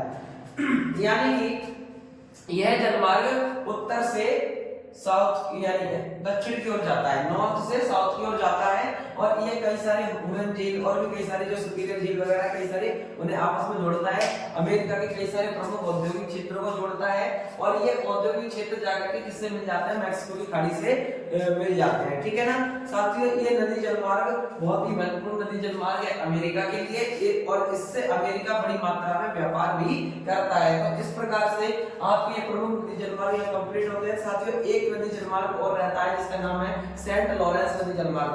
सेंट लॉरेंस नदी जलमार्ग भी कई सारी झीलों से, जैसे सुपीरियर और हुरन झील और भी कई सारी जो झीलें हैं अमेरिका में, उनके माध्यम से कई सारे क्षेत्रों को अपनी सुविधाएं प्रदान करते हैं, नौकायान योग्य सुविधाएं देते हैं। और उसे हम क्या कहते हैं, एक प्रकार से उसे हमने भी क्या लिखा था, जैसे लिख ही देता हूं, है ना, नाम लिख देता हूं उसका मैं, सेंट लॉरेंस। समुद्री मार्ग भी कहते हैं, जल मार्ग भी कहते हैं, ठीक है। ये अमेरिका के आंतरिक प्रदेशों को बड़ी मात्रा में सुविधाएं प्रदान करता है, व्यापारिक सुविधाएं भी प्रदान करता है, पर्यटन योग्य सुविधाएं भी प्रदान करता है, ठीक है। तो इस प्रकार से अमेरिका के और ये पूरे विश्व के जो प्रमुख नदी जलमार्ग है उनके बारे में हम चर्चा कर चुके हैं और यही आपके पेपर में पूछे जा सकते हैं। इनमें से सबसे ज्यादा इंपॉर्टेंट है राइट नदी जलमार्ग, जो कि कई बार पूछा भी गया है, और फिर है डैन्यूब नदी जलमार्ग। मिसिसिपी नदी का ये पूछा जा सकता है कि ये कौन कौन से क्षेत्रों को जोड़ता है, और इसी प्रकार से मिसिसिपी जो नदी जलमार्ग है वो मैक्सिको की खाड़ी तक सुविधाएं प्रदान करता है। और आगे क्या है, ये मिनियापोलिस एक जगह का नाम है जो कि वहां स्टीमर के माध्यम से आप जा सकते हैं, ठीक है, घूमने के लिए, पर्यटन के लिए। तो ये कई सारे जो जलमार्ग है वो महत्वपूर्ण है, पढ़ लेना अच्छे से, ठीक है। तो आगे हम चर्चा करेंगे अब वायुयान के बारे में, ठीक है ना, वायु पतनों के बारे में और वायु सेवाओं के बारे में, ठीक है, यानी कि वायु परिवहन पढ़ेंगे अब।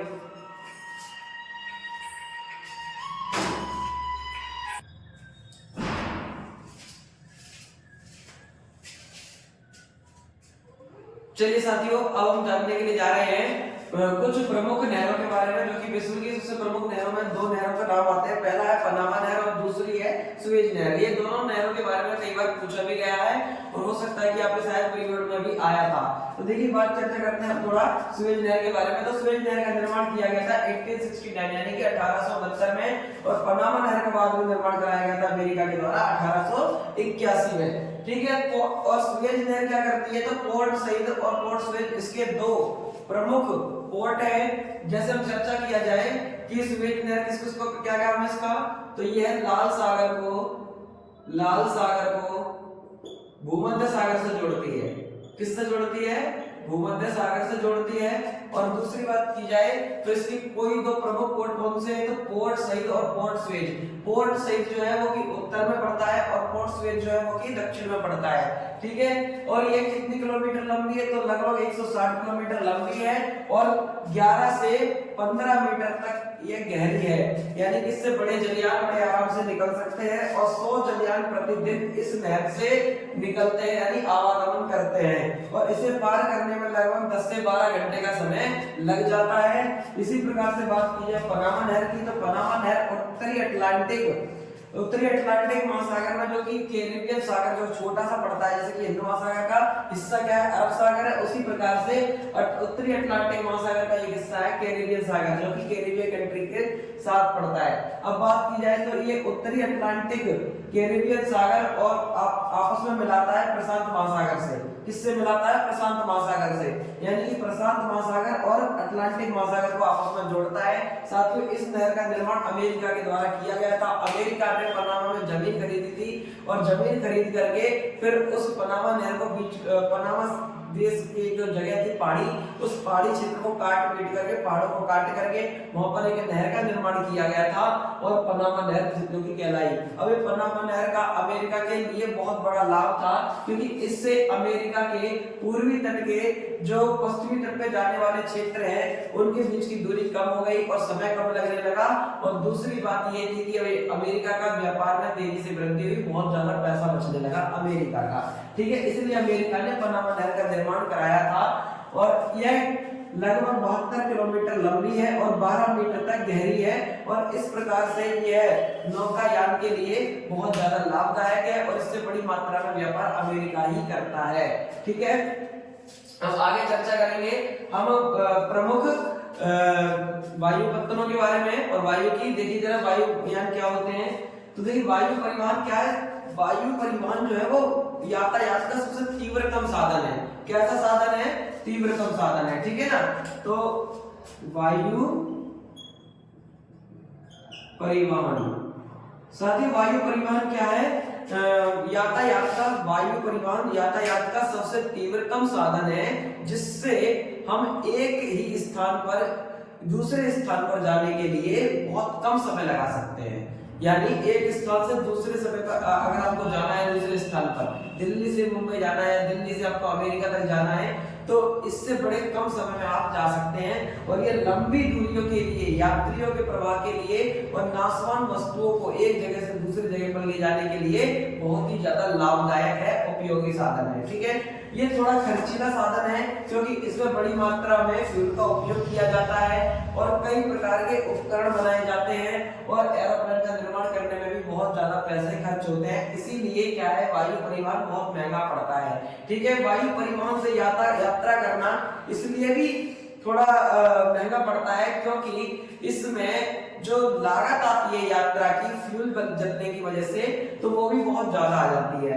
इसी के साथ साथ इसमें कई सारी हाई सिक्योरिटी वगैरह का भी ध्यान रखा जाता है और कई सारे पैसे खर्च किए जाते हैं। तो इसीलिए वायु परिवहन थोड़ा खर्चीला साधन होता है, परंतु यह बहुत तीव्रतम साधन है। ठीक है, और तीव्रतम साधन होने के कारण इसकी लोकप्रियता आज भी बनी हुई है और यह बहुत तेजी से लोकप्रिय हुआ है। ठीक है, अब वायु परिवहन को हम बात की जाए तो ये नाशवान वस्तुओं को बड़े आराम से एक स्थान से दूसरे स्थान पर पहुंचा सकता है और कम समय में पहुंचा सकता है। इससे वस्तुएं क्या है, सही सलामत बच जाती हैं। ठीक है, अब वायु परिवहन भी हमारे दो प्रकार के हैं, कह सकते हो, जैसे कि राष्ट्रीय स्तर पर सुविधाएं प्रदान करने वाले वायु परिवहन की व्यवस्था और अंतरराष्ट्रीय स्तर पर सुविधाएं प्रदान करने वाले वायु परिवहन की व्यवस्था। ठीक है, अंतरराष्ट्रीय। ठीक है, तो अब हम आगे भी चर्चा करते हैं। ठीक है,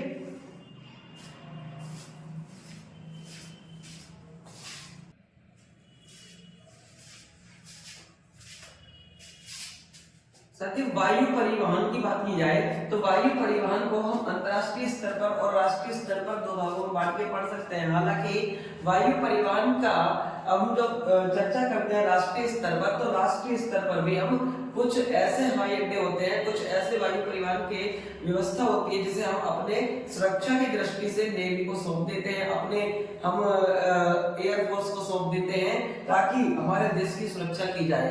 ठीक है, तो इस प्रकार से राष्ट्रीय स्तर पर भी कई सारे कार्गो लगाए जाते हैं, कई सारे हवाई अड्डे बनाए जाते हैं जो कि एयरफोर्स को सौंप दिए जाते हैं, कुछ नेवी को सौंप दिए जाते हैं, तो कुछ हमारी आर्मी को भी सौंप दिए जाते हैं। ठीक है, तो हम राष्ट्रीय स्तर की बात की जाए तो कुछ राष्ट्रीय स्तर के अंदर जो हम आंतरिक क्षेत्रों को अपनी सुविधाएं प्रदान करते हैं। ठीक है, जैसे कि हमारा एक हिंडन एयरपोर्ट हो गया और भी कई सारे एयरपोर्ट हैं जो कि हमारे राष्ट्रीय स्तर पर यानी आंतरिक स्तर पर क्या करते हैं, अपनी सेवाएं प्रदान करते हैं। जैसे एक क्षेत्र से दूसरे क्षेत्र में जाने के, दिल्ली से मुंबई में जाने के लिए, मुंबई से कोलकाता जाने के लिए, और भी कई सारे एयरपोर्ट जो है जो चलते हैं अपनी सेवाएं प्रदान करते हैं, लखनऊ एयरपोर्ट और भी कई सारे एयरपोर्ट होते हैं। ठीक है, परंतु जो हम बात करें अंतरराष्ट्रीय तो यही ज्यादा इंपॉर्टेंट है जो कि आपके इस चैप्टर से पूछे भी जाते हैं। ठीक है ना, मैप में आते नहीं है, जैसे कि न्यूयॉर्क विश्व का प्रमुख और एक अंतरराष्ट्रीय वायु पतन है, और दूसरी बात की जाए लंदन है। ठीक है, इसी के साथ साथ एक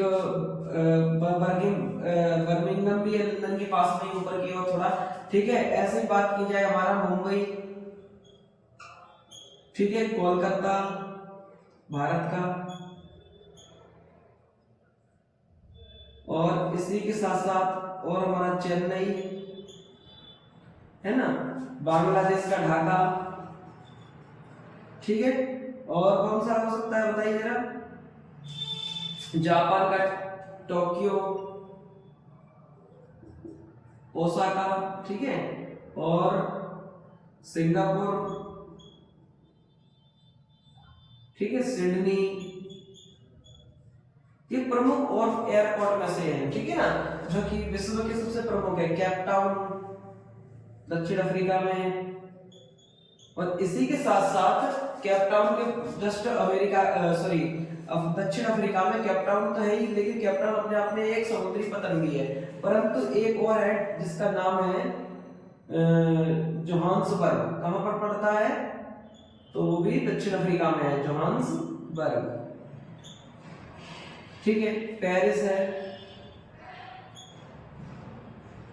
बर्लिन, ठीक है, और भी कई सारे एयरपोर्ट हैं जो कि अंतरराष्ट्रीय एयरपोर्ट कहलाते हैं। ठीक है, परंतु भारत में भी कई सारे एयरपोर्ट हैं। ठीक है, अब ये नहीं कहा जा सकता कि भारत में कौन कौन से नहीं है, भारत में बहुत सारे एयरपोर्ट है ना। हमारा नई दिल्ली यहाँ लिख सकते हैं, दिल्ली एयरपोर्ट, ठीक है,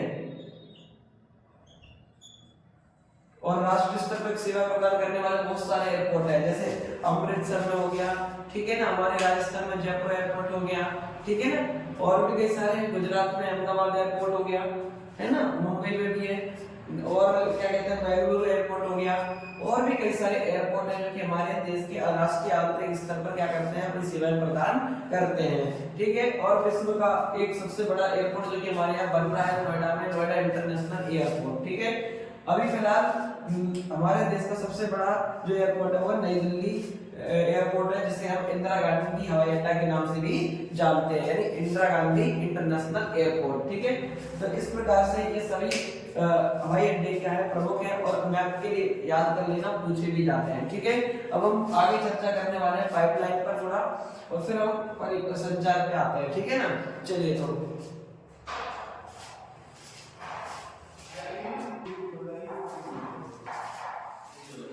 साथियों पाइपलाइन पर चर्चा करें थोड़ा, उससे पहले एक चीज और जान लेते हैं इसके बारे में, ये हम जानेंगे थोड़ा सा वायु पतनों के बारे में ही, और वायु के बारे में, वायु परिवहन के बारे में। साथियों वायु परिवहन की विशेषता ये है कि वर्तमान में आज अभी भी 250 एयरलाइंस चल रही है। कितनी एयरलाइंस चल रही है? कुल 250 एयरलाइंस अभी चल रही है वर्तमान में, है ना। और विशेषता क्या की जा सकती है कि वर्तमान में जो अंतरराष्ट्रीय वायु पतनों का प्रयोग किया जाता है वो विकसित देशों के द्वारा ज्यादा किया जाता है, यानी लगभग 40% से भी ज्यादा, अगर बात की जाए 60% बात की जाए कि 60% अगर एयरलाइंस का ज्यादा उपयोग किया जाता है वायु मार्गों का, तो वो अमेरिका के द्वारा अकेले किया जाता है। वायु मार्गों का उपयोग सिर्फ अमेरिका ही करता है। कौन करता है? अमेरिका। ठीक है, इस प्रकार से इसकी कई सारी विशेषता ये है कि दक्षिण जो हमारे साउथ गोलार्ध में जो पड़ने वाले देश है वो इसका उपयोग कम करते हैं, क्योंकि वो अभी भी विकासशील है और गरीब देश है, परंतु अमेरिका के द्वारा 60% वायु मार्गों का उपयोग किया जाता है। ठीक है, अब हम आगे बढ़ते हैं थोड़ा।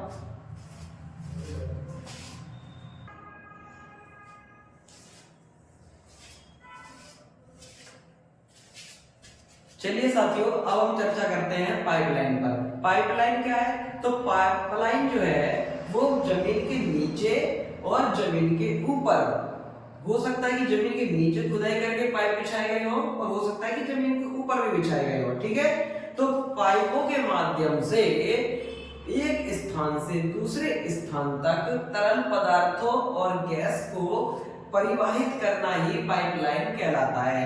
यानी कि हम क्या कह सकते हैं कि जमीन के नीचे व जमीन के ऊपर पाइपों के माध्यम से तरल पदार्थों व गैसों का एक स्थान से दूसरे स्थान पर स्थानांतरित करने वाली विद्या क्या है? पाइपलाइन है। ठीक है, तो पाइपलाइन क्या है? तो लिख सकते हैं कि स्थल के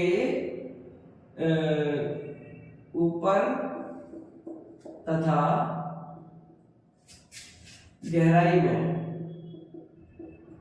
में पाइपों के माध्यम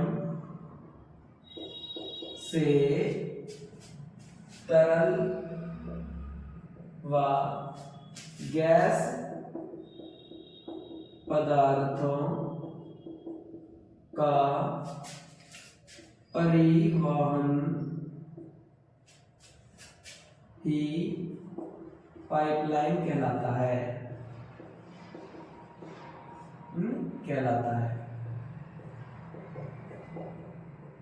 ठीक है साथियों, पाइपलाइन क्या है, एक प्रकार से पाइपों के माध्यम से तरल पदार्थों का और गैसों का, जैसे पेट्रोलियम डीजल का एक स्थान से दूसरे स्थान पर पाइपलाइन बना करके उसमें भेजना ही क्या कहलाता है, पाइपलाइन परिवहन कहलाता है। ठीक है, अब देखिए पाइपलाइन परिवहन के विश्व के वितरण की बात की जाए तो देखिए भारत में अभी एक पाइपलाइन का नाम है जिसका नाम है HVJ पाइपलाइन। ठीक है, अभी बात करेंगे इससे पहले और बात करते हैं बिग इंच पाइपलाइन की। साथियों बिग इंच पाइपलाइन क्या है, तो अमेरिका के द्वारा सेकेंड वर्ल्ड वॉर के टाइम में इस पाइपलाइन का निर्माण कराया गया था। अब वर्तमान में इसका उपयोग किया जाता है प्राकृतिक गैस को भेजने के लिए और पेट्रोलियम के आयात निर्यात के लिए। साथियों अमेरिका मैक्सिको की खाड़ी से पेट्रोलियम निकालता है और प्राकृतिक गैस निकालता है, जिसे अपने देश में उत्तरी भाग तक पहुंचाने के लिए न्यूयॉर्क, वाशिंगटन है ना, और भी कई क्षेत्रों में पहुंचाने के लिए ये पाइपलाइन का उपयोग करता है। यह पाइपलाइन अमेरिका के आंतरिक भागों और मैक्सिको को आपस में जोड़ता है। मैक्सिको की खाड़ी से क्या करता है, यह कई सारे तरल पदार्थ जैसे प्राकृतिक गैस और पेट्रोलियम का आयात व निर्यात करता है। अब बात की जाए नॉर्थ स्ट्रीम की, तो नॉर्थ स्ट्रीम पाइपलाइन जो कि रूस ने बनाई है यूरोप तक प्राकृतिक गैस को बेचने के लिए। ठीक है ना, तो रूस के द्वारा प्राकृतिक गैस और पेट्रोलियम को निर्यात करने के लिए यूरोपीय देशों के लिए तो उसने नॉर्थ स्ट्रीम पाइपलाइन का निर्माण कराया था। और इसका वर्तमान में उपयोग यूरोपीय देशों को सामान बेचने के लिए यानी कि गैस निर्यात के लिए किया जा रहा है। ठीक है, अब आगे बात की जाए ईरान भारत पाकिस्तान पाइपलाइन के बारे में, तो साथियों यह पाइपलाइन भी रूस की मदद से ही बनाई जाना है और इस पाइपलाइन को आगे रूस तक बढ़ाए जाने की संभावना है। परंतु वर्तमान में हम ईरान से कच्चा तेल कह सकते हैं कि हम पेट्रोलियम का आयात करने के लिए ईरान से कहा है और ईरान चाहता है कि भारत तक पाइपलाइन बने। लेकिन अब भारत के और ईरान के बीच में एक देश पड़ता है पाकिस्तान। अब ये पाकिस्तान समस्या है कि अड़चने बनता है, ये कभी भी चाहता ही नहीं कि ये पाइपलाइन बन जाए। क्यों? क्योंकि ये नालायक है और ये सोचता है कि अगर हमारा भी विकास ना हो रहा है तो भारत का भी विकास नहीं हो पाए। ये भारत के बीच में टांग अड़ा करके हमेशा अपनी वाहवाही लूटता है और ये हमेशा ऐसा ही करता आया है। ठीक है साथियों, ये ईरान और भारत के बीच में जो पाइपलाइन बनती है वो पाकिस्तान से होकर के ही गुजरेगी, इसीलिए पाकिस्तान ज्यादा भाव खाता है और ये पाइपलाइन इसलिए अभी भी नहीं बन पाई है। और आगे बात की जाए तुर्कमेनिस्तान से ईरान व चीन तक अब क्या है, पाइपलाइन के माध्यम से गैसों और पेट्रोलियम का निर्यात किया जाता है।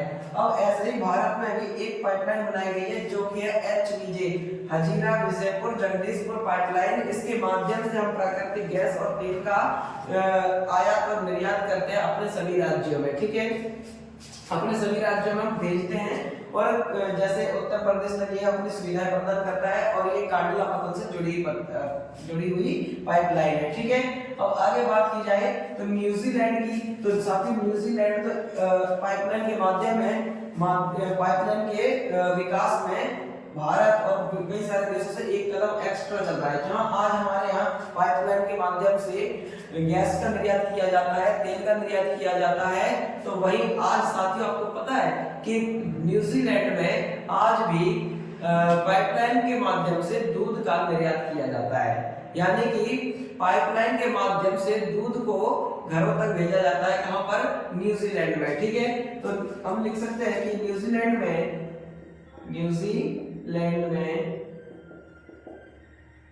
पाइपलाइन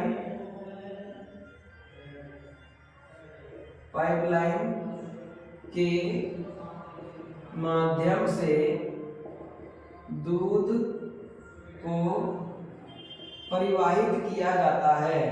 ठीक है, और ये एक नंबर में पूछा जाता है कि किस देश में दूध को पाइपलाइन के माध्यम से परिवाहित किया जाता है। ठीक है, तो नोट करके एक नंबर के लिए लिख लेना। ठीक है, और पाइपलाइन के लाभ साथ ही देखिए, पाइपलाइन जितना हमने बना लिया है और पाइपलाइन की बात की जाए तो पाइपलाइन के कई सारे लाभ हैं। इससे लाभ क्या है, क्योंकि इससे ना एक बार पाइपलाइन बिछा दी जाती है तो सबसे बड़ा लाभ तो यही है कि उसमें दोबारा से कोई आवागमन के लिए कोई ज्यादा खर्चा नहीं करना है, यानी उसको परिवहन करने में हमें कोई अलग से कॉस्ट आने वाली नहीं है। इससे इससे पेट्रोल, डीजल और गैस बहुत ज्यादा सस्ते हो जाते हैं, ठीक है। और इससे परिवहन भी बड़ी सस्ते में और कम मात्रा में खर्चा लगता है। इसमें खर्चा नहीं आता है, बहुत कम खर्चा आता है, बस इसकी थोड़ी निगरानी करनी पड़ती है। और अब बात की जाए कि परिवहन का एक महत्वपूर्ण लाभ बताइए, तो सबसे ज्यादा जो महत्वपूर्ण लाभ यह है कि परिवहन पाइपलाइन के माध्यम से यदि पेट्रोलियम लाया जाता है तो वो बहुत ही सस्ता पड़ता है। क्यों? क्योंकि उसकी परिवहन लागत ही नहीं आती, बहुत कम आती है।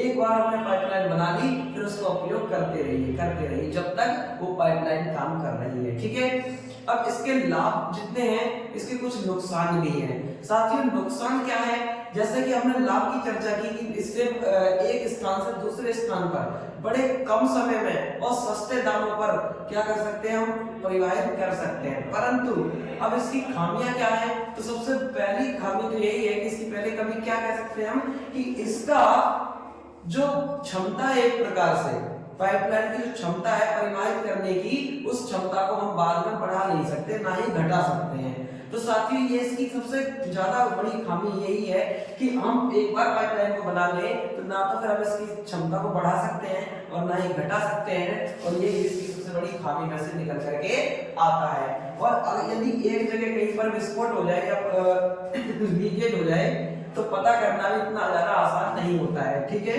तो उम्मीद करते हैं कि समझ में आया होगा।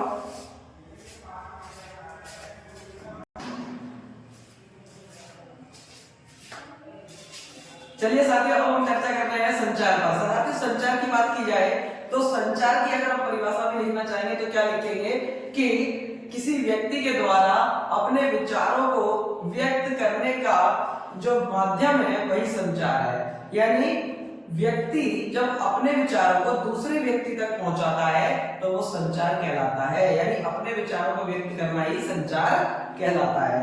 अब संचार को हम कई प्रकार से कर सकते हैं। यानी संचार जब हम आमने सामने होते हैं तो आपस में बोल के कर लेते हैं, जब थोड़ा बहुत दूर होते हैं तो किसी ना किसी और दूसरे माध्यम से करते हैं। तो हम संचार के कई सारे माध्यमों का उपयोग करते हैं, जैसे कि टेलीविजन का उपयोग करते हैं, मोबाइल फोन का उपयोग करते हैं, रेडियो का उपयोग करते हैं, समाचार पत्र और पत्रिकाओं का उपयोग करते हैं। इसी के साथ साथ हम इंटरनेट का भी उपयोग करने लगे हैं। तो इस प्रकार से हम संचार के कई सारे माध्यमों का उपयोग करते हैं अपनी वक्तव्यों को कहने के लिए, अपने विचारों को प्रकट करने के लिए और दूसरों के संदेशों को प्राप्त करने के लिए, ठीक है। तो इस प्रकार से हम संचार के बिना रहना संभव नहीं है, क्योंकि बिना जानकारी के, बिना अवेयरनेस के और बिना ही किसी संचार के माध्यम के अब हम रहना संभव महसूस नहीं होता है। क्योंकि सोसाइटी अब विकास करके काफी ज्यादा आगे बढ़ चुकी है और अब हम ऐसी सोसाइटी में रह रहे हैं जहां संचार के लिए नित्य ही हमें मोबाइल की जरूरत पड़ती है। तो इसीलिए अब हम संचार के बारे में थोड़ा सा जानेंगे और साथ ही जो आज का संचार है वो कैसे इस अवस्था तक पहुंचा है, इसके थोड़े इतिहास पर भी चर्चा की जाएगी। साथियों, पहले संचार की बात की जाए आदि काल में, जब हमारे राजा महाराजाओं का टाइम था, तब यात्री के द्वारा संचार कराया जाता था। जैसे मान लीजिए कोई यात्री दिल्ली से गांव जा रहा है तो यहाँ के व्यक्ति क्या करते थे, अपना कोई पत्र लिख करके उसे दे देते थे या अपनी कुछ बातें बोल करके उसे बता देते थे कि गांव में जाकर के ऐसे ऐसे कह देना। तो इस प्रकार से संचार होता था। परंतु धीरे धीरे फिर लिखित माध्यम में संचार होना शुरू हुआ था, ठीक है। तो लिखित माध्यम में जब शुरू हुआ था तो राजा महाराजाओं के कोई आदेश दूसरे राजा तक पहुंचते थे या अपने कुछ संधि प्रस्ताव पहुंचा करते थे। तो इस प्रकार से तब लिखित माध्यम का उपयोग किया जाने लगा और एक डाकिया, एक दूत हुआ करता था जो कि ये संचार का ले जाने का कार्य करता था। और इस प्रकार से ये जो संचार था वो परिवहन के माध्यम से जुड़ा हुआ था, यानी परिवहन से जुड़ा हुआ था। परंतु धीरे धीरे समय बीता और संचार में आगे बढ़कर के कई सारे प्रयास किए गए संचार को और ज्यादा बेहद आसान और सरल बनाने के लिए। जो जैसा कि अब बात की जाए कि संचार को सरल बनाने के लिए क्या क्या काम किए गए, तो साथियों सेकंड वर्ल्ड वॉर जब खत्म होता है और सेकंड वर्ल्ड वॉर के खत्म होने के बाद दुनिया एक नए विश्व में प्रवेश कर जाती है और इस नए विश्व का नाम कहलाया था शीत युद्ध का दौर। अब इसी दौर में अमेरिका और सोवियत संघ दोनों एक दूसरे के खिलाफ खड़े हुए थे। यानी दोनों एक दूसरे से कहते थे कि मैं बड़ा हूं, पावरफुल, और तुम कुछ भी नहीं हो। इसी प्रकार से रसिया का भी यही कहना था कि मैं पावरफुल हूं, तुम कुछ भी नहीं हो और मैं बहुत ज्यादा दूसरे देशों पर प्रभाव पड़ाऊंगा। और इसी प्रकार से रसिया और अमेरिका ने एक दूसरे को नीचा दिखाने के लिए नए नए तरह के कई सारे बमों का निर्माण किया, कई सारे नई नई टेक्नोलॉजी बनाई और इसी क्रम में रसिया और अमेरिका दोनों ही अंतरिक्ष के क्षेत्र में भी लगे हुए थे।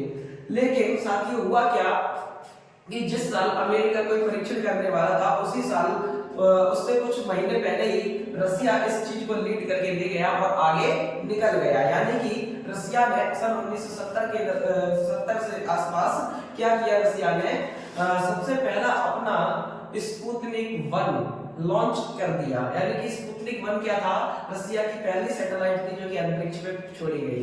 और अब इसके माध्यम से रसिया जैसे लीड करके आगे निकला तो अमेरिका यहाँ तक कि अब थोड़ा भयभीत होने लगा कि रसिया इस चीज को लीड कैसे करके ले गया। ठीक है, तो रसिया ने इस तरीके से स्पुतनिक 1 करके सैटेलाइट लॉन्च की और रसिया ने अपना एक नया कीर्तिमान स्थापित कर दिया। अब इसके बाद अमेरिका भी इसी होड़ में लगा रहा और अमेरिका ने भी आने वाले कुछ ही समय में जल्दी ही अपनी सैटेलाइट लॉन्च की। इसके बाद चांद तक होड़ चली। ठीक है, अब हमें उसमें चर्चा नहीं करनी है, फिलहाल चर्चा करनी है कि उपग्रह का संचार होना शुरू हो गया था। यानी कि अब 1970 के दशक में हुआ क्या कि अब उपग्रह संचार जैसी चीज क्या थी, अस्तित्व में आ गया। ठीक है, उपग्रह संचार अस्तित्व में आया और अब इसमें लगातार निरंतर वृद्धि होती रही और नए नए कीर्तिमान स्थापित किए जाने लगे। साथियों इसी क्रम में भारत ने भी कई सारे कदम उठाए और 1990 के दशक में भारत ने भी 1990 के दशक में भारत ने भी संचार माध्यम में कई तरह से कई सारे कार्य किए और एक से बढ़कर एक अपने कदम बढ़ाते हुए पहले अमेरिका का सहायता लिए फिर रसिया का सहायता लेते हुए हमने क्या किया, संचार माध्यम में बहुत ही ज्यादा महत्वपूर्ण कदम उठाए और एक कीर्तिमान स्थापित किया। इसी के साथ हमने भास्कर जो हमने सैटेलाइट लॉन्च किए, इसी के साथ और भी कई सारे किए। अब हम उस पर भी चर्चा करने वाले हैं। ठीक है, तो इसे मिटा देते हैं।